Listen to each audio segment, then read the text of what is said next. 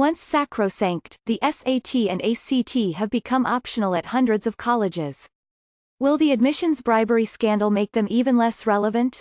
For parents desperate to boost their children's SAT or ACT scores, the test preparation company Student Tutor offered an enticing solution: claim a learning disability and qualify for extra time. This time advantage can help raise their scores significantly, the website blared. Some students have even reported raising their score by as much as 350 plus points. This week's college admissions scandal provided an instruction manual for gaming the SAT: bribe the proctor, hire a stand-in, see the right psychologist to get a sign-off for more time. Read more about how the authorities say the scheme worked, from bribes to doctored photos. Perhaps no tests have higher stakes than the SAT and the ACT.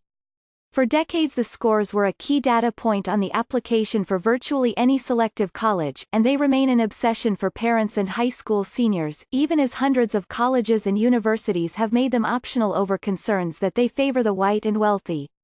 Some 4 million members of the high school class of 2018 took the exams. The degrees to which rich and famous families may have gone to cheat on them could become a watershed moment for the rejection of standardized tests at every level of the education system, but particularly in college admissions.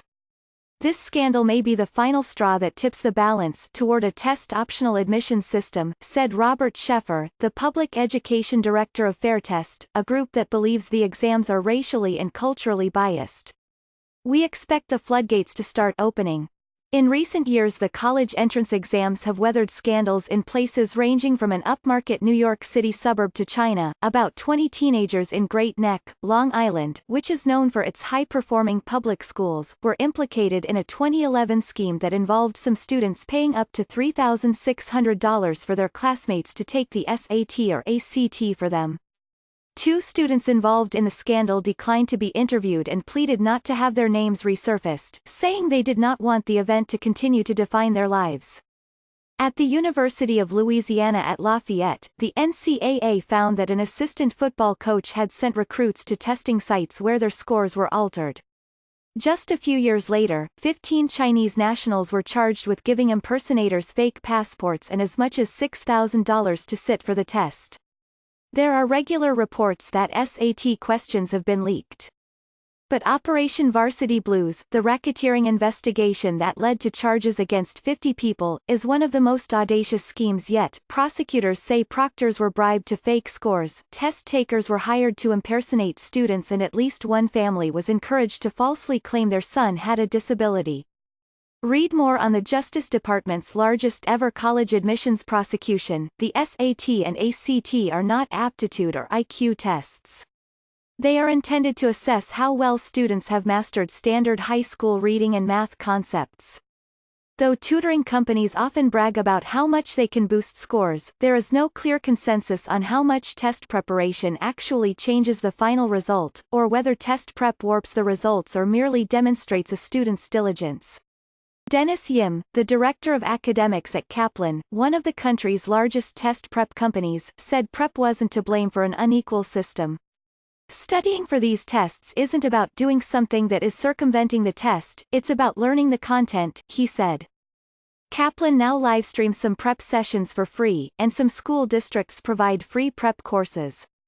In 2017, the College Board, which administers the SAT, and Khan Academy, an education app, announced that students who used a free service saw gains on their scores.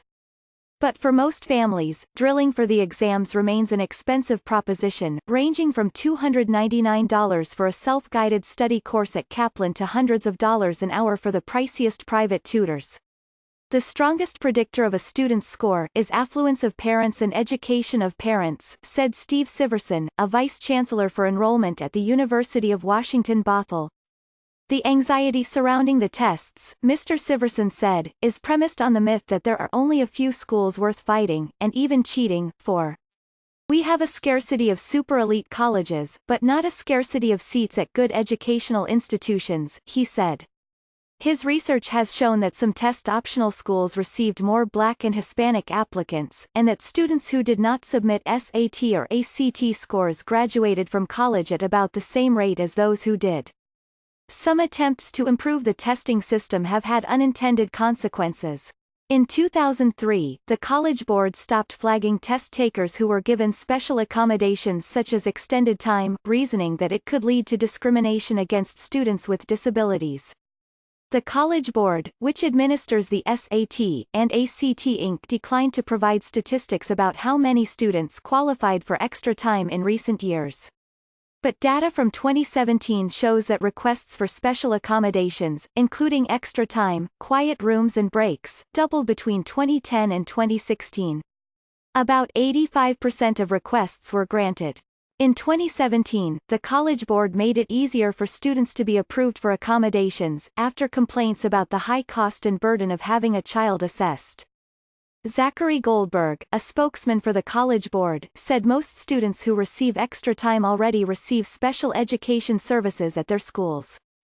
We are not aware of any prior incident where someone has attempted to take advantage of our accommodations policy to evade our test security systems, he said, noting that the College Board sometimes asks for more documentation to demonstrate that a student needs extra time.